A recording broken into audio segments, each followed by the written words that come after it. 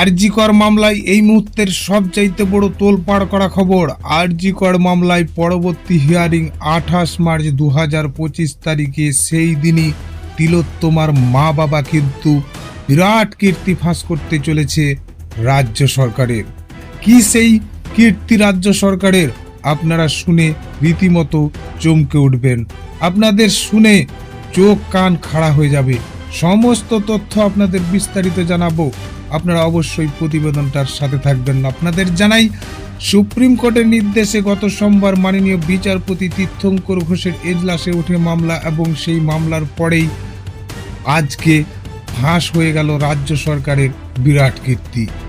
মাননীয় বিচারপতি তীর্থঙ্কর ঘোষের কাছে রাজ্যের তরফে আইনজীবী কল্যাণ বন্দ্যোপাধ্যায় সোমবারের হিয়ারিংয়ে জানায়, নতুন কোনো তদন্তে রাজ্যের আপত্তি নেই।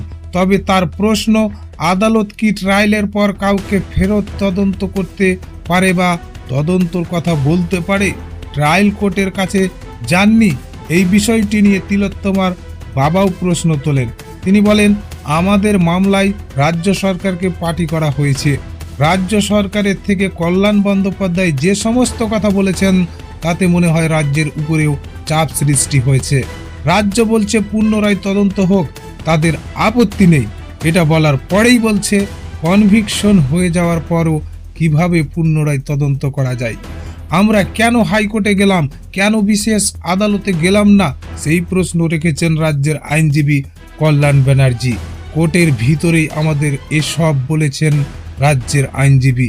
মাননীয় বিচারপতি তীর্থঙ্কর ঘোষ তিনি সব শুনেছেন। মামলা সুপ্রিম কোর্টের নির্দেশে হাইকোর্টে আসতেই তিলোত্তমার বাড়িতে এসে বারবার তাদের হাতে ডেথ সার্টিফিকেট দিয়ে যান স্বাস্থ্য সচিব। প্রায় 7.5 মাস ধরে এই ডেথ সার্টিফিকেটের জন্য হন্য হয়ে ঘুরেছিলেন তিলোত্তমার মা বাবা। রাজ্যের হাসপাতালের তরফ থেকে জানিয়ে দেওয়া হয়েছিল তারা দিতে পারবে না তাদের ডেথ সার্টিফিকেট। অভয়ার মা বাবা অর্থাৎ তিলোত্তমার মা বাবা কিন্তু দিল্লি পর্যন্ত পৌঁছেছিলেন তিলোত্তমার যে ডেথ সার্টিফিকেট সেটা ওঠানোর জন্য। দেখা করেছিলেন সিবিআই ডিরেক্টরের সঙ্গেও। রাজ্যের দেওয়া সেই ডেথ সার্টিফিকেট নিয়েও প্রশ্ন তোলেন অভয়ার বাবা। তিনি বলেন, ডেথ সার্টিফিকেট নিয়েও বেশ কিছু প্রশ্ন হয়েছে। আপনাদের জানাই, কারণ বেশ কিছুদিন ধরে কিন্তু তারা ডেথ সার্টিফিকেটের জন্য হন্য হয়ে ঘুরে বেড়াচ্ছে।